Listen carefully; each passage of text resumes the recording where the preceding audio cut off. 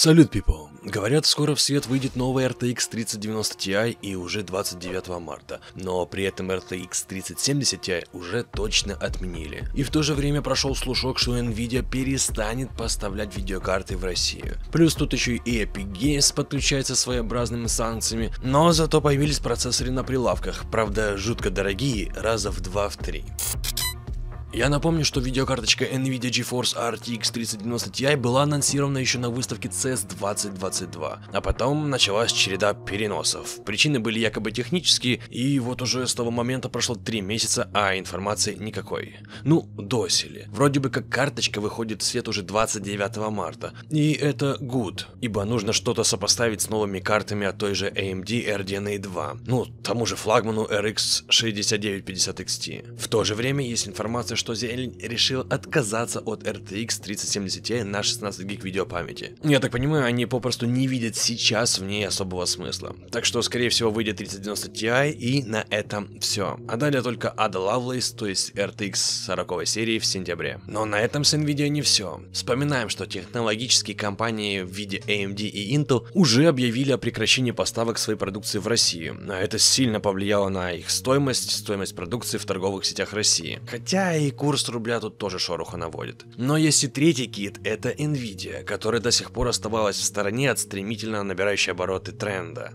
Так вот, один из пользователей Reddit со ссылкой на ресурс PCMag сообщил, что компания Nvidia прекращает поставку в Россию своих продуктов, включая видеокарты. Но сразу стоит оговориться, что никакого официального заявления от главы Nvidia Дженсена Хуанга в настоящий момент нет, и PCMag ссылается на некого представителя Nvidia, где не упоминается ни его имя, ни занимаемая в компании должность. Также остается неясным, идет ли речь о так называемых референсных видеокарточках Founders Edition собственного производства Nvidia, или о продукции партнеров Nvidia в том же числе, то есть будут ли либо те, либо все вместе. Да, конечно, Nvidia обладает влиянием на своих партнеров и может спокойно применить к ним, скажем так, санкции в виде ограничений или прекращения поставок своих GPU, ну и необходимой документации, но пока что те сами решают, кому продавать и как продавать свою продукцию. И к слову, самые популярные бренды видеокарт в России от Nvidia на сегодняшний день являются Asus, Gigabyte, MSI, Polit и KFA 2. Ну, уже практически по традиции, вы уж извините, но ни одна Nvidia ведет санкционную игру. Epic Games объявила об остановке коммерческой деятельности с Россией в своих играх. Правда, что конкретно компания подразумевает под остановкой коммерческих отношений, пока что не совсем понятно. Потому что сам магазин Epic Games Store, что раздача игр в нем бесплатно, пока что полностью функционирует и даже не пересматривают рублевые ценники. А сами же внутренние игровые магазины, по словам тех же пользователей, они до сих пор работают, как и работали раньше. Плюс информация о том, как это действие Epic Games отразится на российских разработчиках игр на том же Unreal Engine, пока что тоже туманны и непонятны. Но скорее всего закрытие последующих продаж это вопрос времени. Однако эпики подметили в своем твиттере, что доступ к своим играм для россиян закрывать не будут, потому что они считают, что в свободном мире все линии для диалога должны быть открыты. Хорошая есть информация. Центральные процессоры снова в продаже.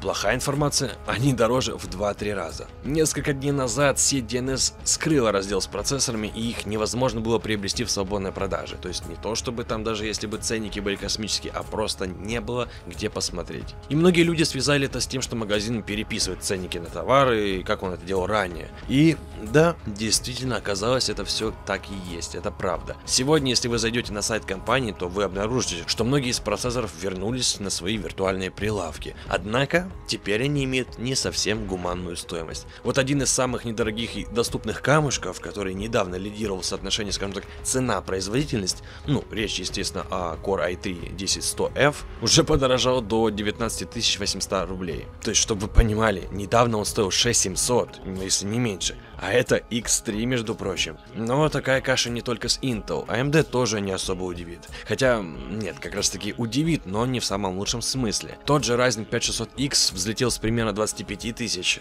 до 60 тысяч рублей, то есть почти в 2,5 раза. А за самый дорогой из доступных на данных моментов процессоров Ryzen 5900X, он уже стоит более чем 100 тысяч рублей, то есть в 2 раза больше его прежней цены. Но знаете, что еще любопытно? Среди доступных позиций отсутствует совместимый процессор с сокетом LGA 1700. Возможно, DNS пытается реализовать устаревшую продукцию, скажем так, по высоким ценам, и людям так или иначе придется брать то, что как бы есть. Другого варианта здесь нету. Но вероятно, что уже в дальнейшем магазин сделает доступным для приобретения остатки и того же Celeron, и Pentium, и Core 12 поколения, да и не исключено, что еще и по более высоким ценам.